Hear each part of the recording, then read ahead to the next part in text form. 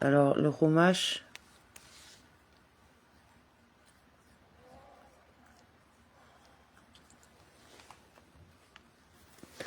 Alors, dimanche 6, Iyar à Rémoth. Suite chapitre 15, chapitre 16. L'Éternel parla à Moïse après la mort des deux fils à Aaron qui s'étant avancés devant l'Éternel avaient péri. Hachem parla à Moshe après la mort des deux fils de Aaron. Que nous apprennent ces derniers mots. Rabbi Elazar ben Azaria de Méorbénie a comparé cela à un malade au chevet duquel se rend un médecin. Celui-ci lui dit « Ne mange pas d'aliments froids et ne te couche pas dans un endroit humide. » Vient un autre médecin lui dit « Ne mange pas d'aliments froids et ne te couche pas dans un endroit humide, afin que tu ne meurs pas comme est mort un tel. » Le second l'a mis plus efficacement en garde que le premier. C'est pourquoi il est écrit après la mort des deux fils de Aaron.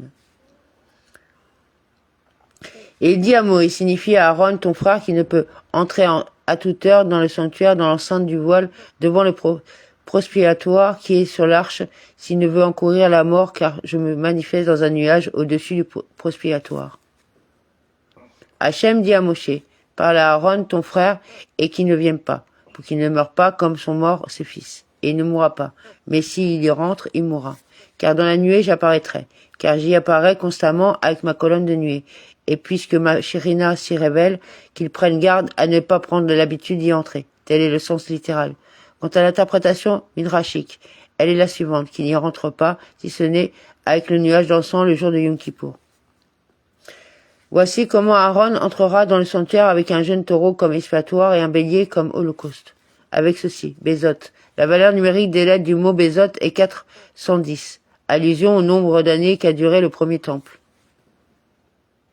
Avec ceci, Aaron viendra, et même ainsi, il ne pourra pas venir à tout moment, si ce n'est à Yom Kippour, comme indiqué à la fin du chapitre, au 7e mois, le 10 du mois, verset 29.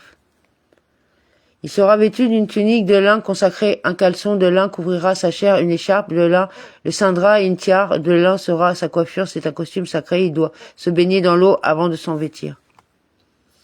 Une tunique de lin, cela nous apprend qu'il n'officie pas à l'intérieur du Kodesh Akadoshim, saint des saints, dans les 8 vêtements, voire Rashi sous Shemot 28-42, dont il se sert à l'extérieur et qui contiennent de l'or, car l'accusateur ce métal en tant que rappel de veau d'or ne peut se muer en défenseur Rosh Hashanah 26a, mais il ne portera que les 4 vêtements du Kohen ordinaire, tous en lin. De sainteté il revêtira. Ces vêtements devront être achetés par la trésorerie du temple, Torah Kohanim. Il se coiffera, comme le rend le Targunogelos. Il posera sur sa tête comme dans elle posa son vêtement près d'elle. Bereshit 39-16, que le Targunogelos rend de la même manière. Il baignera dans l'eau. Il doit s'immerger ce jour-là lors de tous ces changements de vêtements. Yoma 32a. Il en changeait 5 fois, passant du service à l'intérieur au service à l'extérieur, et inversement. Et il plaçait ses vêtements d'or par des vêtements de lin, et inversement. Chacun de ces changements exigeait une immersion, ainsi que 2 ablutions sanctificatrices des mains et des pieds dans la cuve. De la part de la communauté des enfants d'Israël, il prendra 2 boucs pour l'expiation et un bélier comme holocauste. Et Aaron amènera le taureau expiatoire qui lui est destiné afin d'obtenir grâce pour lui-même et pour sa maison. Le taureau de l'expiatoire, Ratat, qui est à lui, celui dont il a été question ci-dessus, verset 3. C'est pour t'enseigner qu'il doit lui appartenir et non être payé par la collectivité Yoma 3b. Il fera prospiration, capara, pour lui-même et pour sa maison. Il confessera sur le taureau ses propres péchés et ceux de sa maison. Yoma 36b. Et il prendra les 2 boucs et les présentera devant le Seigneur à l'entrée de la tente d'assignation. Aaron tirera au sort pour les 2 boucs. Un lot sera pour l'éternité, un lot pour Azazel. Aaron donnera sur les 2 boucs 2 des sorts. Il les fait se tenir l'un à droite et l'autre à gauche. Il introduit ses 2 mains dans une urne, tire un des sorts avec sa droite et l'autre avec sa gauche, et les dépose sur eux. Celui qui porte l'inscription à Hachem va à Hachem, et celui qui porte l'inscription à Azazel est envoyé à Azazel. Jomas 39a. Azazel, c'est une montagne abrupte, Az, et escarpée, un rocher élevé comme il est écrit, un pays déchiqueté. Verset 22, c'est-à-dire coupant, Yoma 67b. Aaron devra offrir le bouc que le sort aura désigné pour l'Éternel et le traiter comme expiatoire. Il en fera une expiatoire Ratat. Lorsqu'il pose le sort sur lui, il lui donne son nom et dit à Hachem comme à Ratat. Et le bouc que le sort aura désigné pour Azazel devra être placé vivant devant le Seigneur pour servir à la prospiation, pour être envoyé à Azazel dans le désert. Se tiendra Yeramad, vivant, comme Yehumad, sera placé par d'autres, comme le rend le Targonogelos, il sera placé vivant. Et pourquoi vivant? Étant donné qu'il est écrit pour qu'on l'envoie à Azazel. Je ne sais pas si on l'envoie à la mort ou à la vie, d'où la précision se tiendra vivant. Il se tiendra vivant jusqu'à son envoi, et c'est donc à la mort qu'il sera envoyé, pour faire prospiation, capara sur lui, pour se confesser sur lui, comme il est écrit, confessera sur lui, Yoma 36b. Aaron offrira son taureau expiatoire, fera prospiation pour lui-même et pour sa famille, il immolera son taureau expiatoire. Il fera prospiation, capara, pour lui-même. C'est la deuxième confession pour lui-même et pour ses frères, les Kohanim Yoma 41b, lesquels sont tous appelés sa maison. Comme il est écrit, maison de Aaron, bénissez Hachem. Télim 135-19, d'où l'on apprend que les Kohanim soient absous par son entremise. Sa capara ne porte toutefois que sur l'impureté communiquée au sanctuaire et aux offrandes, comme il est écrit. Il fera capara sur le sanctuaire des impuretés. Verset 16.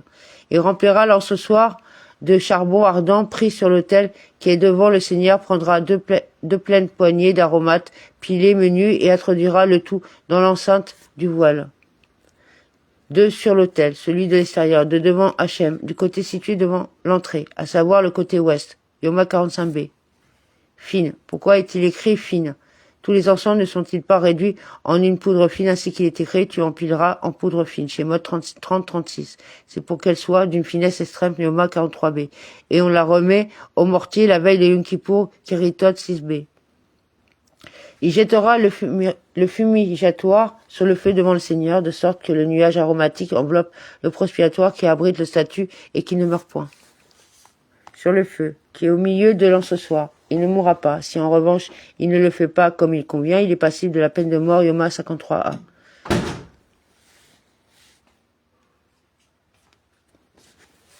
Alors il prendra du sang du taureau, en fera aspersion avec le doigt sur la face du prospiatoire vers l'orient, et devant le prospiatoire il fera cette fois aspersion de ce sang avec le doigt.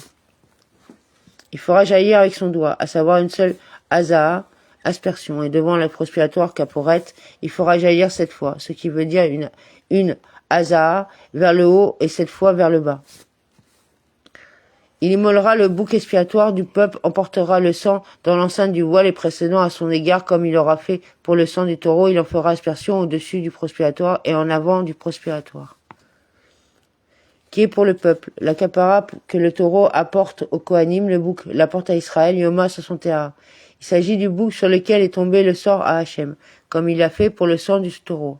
Une azaa, aspersion vers le haut et cette vers le bas.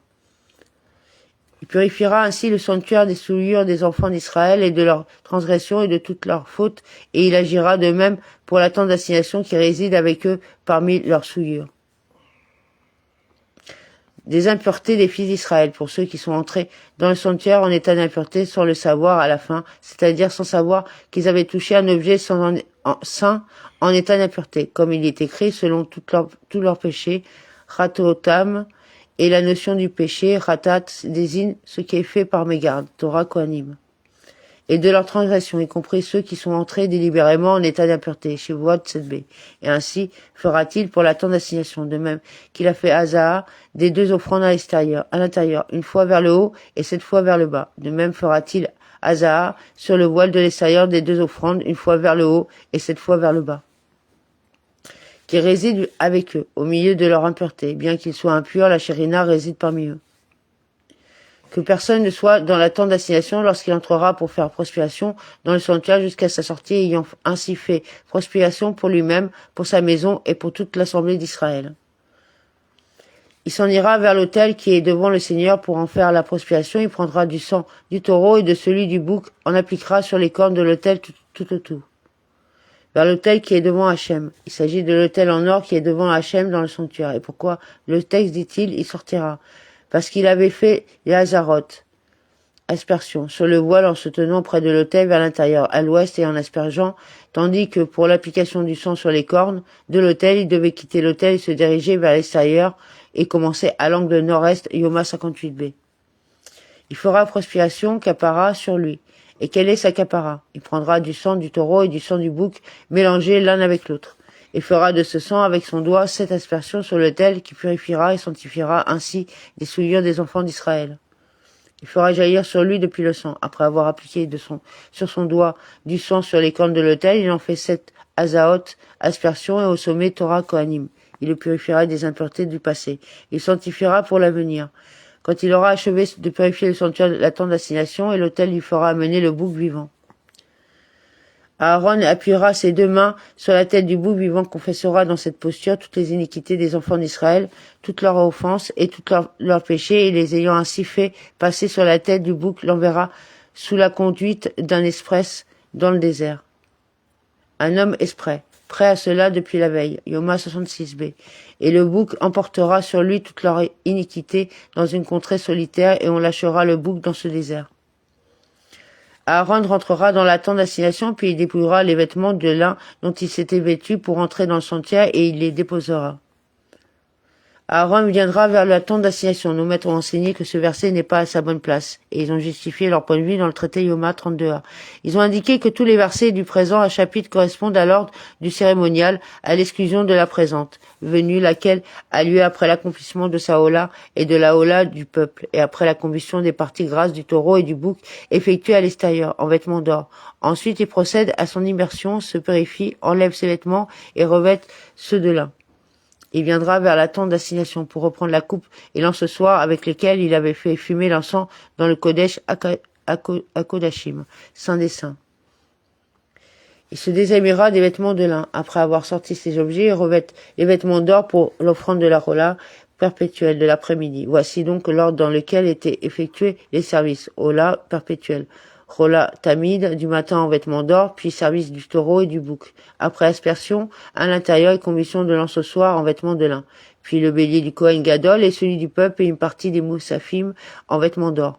Puis sortie de la coupe et de l'encensoir en vêtements de lin. Puis le reste des moussafim et la hola perpétuelle de l'après-midi et l'encens dans le sanctuaire, sur l'autel intérieur, en vêtements d'or. Et l'ordre des versets, selon celui des services, est le suivant. Envoi du bouc dans le désert, verset 22. Ablution dans l'eau et offrande de la hola, verset 24. Combustion du suie, du ratat, sur l'autel, verset 25. Et toute la suite du chapitre jusqu'au mot. Et après quoi, il viendra vers le camp, verset 26. Et seulement après cela, Aaron viendra vers la tente d'assignation. Il les déposera là. Ces mots nous enseignent qu'ils doivent être enfuis et qu'il n'y a pas le droit d'utiliser ces 4 vêtements. Un autre Yom Kippour, Yoma 24a. Il baignera son corps dans l'eau en lieu saint et revêtira son costume, ira offrir son holocauste et celui du peuple et fera prospiation pour lui-même et pour le peuple. Il baignera sa chair. Nous avons appris plus haut, verset 4, il baignera sa chair dans l'eau et les revêtira, qui est tenu de s'immerger lorsqu'il passe des vêtements d'or aux vêtements de lin. Lors de cette immersion, il retire les vêtements d'or avec lesquels il a effectué le service de la hola perpétuelle, hola tamid, du matin, et revêt les vêtements de lin pour le service du jour. Nous apprenons ici qu'il est tenu de s'immerger lorsqu'il passe des vêtements de lin aux vêtements d'or, Yoma 32b. Dans un endroit saint, sanctifié de la sainteté du parvis. Cela se faisait sur le toit du Beth à Paroa, Yoma 34b, ainsi que les 4 immersions obligatoires de ce jour-là. Mais la première avait lieu dans un endroit non consacré. Il revêtira ses vêtements, les 8 vêtements avec lesquels il officie tous les jours de l'année Yoma 70a, et sortira du sanctuaire dans la cour du parvis où se trouve l'autel des Rolotes. Il fera son holocauste Rola et un bélier comme Rola, celui dont il est question plus haut avec ceci Aaron viendra vers le sanctuaire, verset 3. Et l'holocauste du peuple, et un bélier comme Rola, celui dont il est question plus haut et de la part de la communauté des fils d'Israël, verset 5. Amen, amen.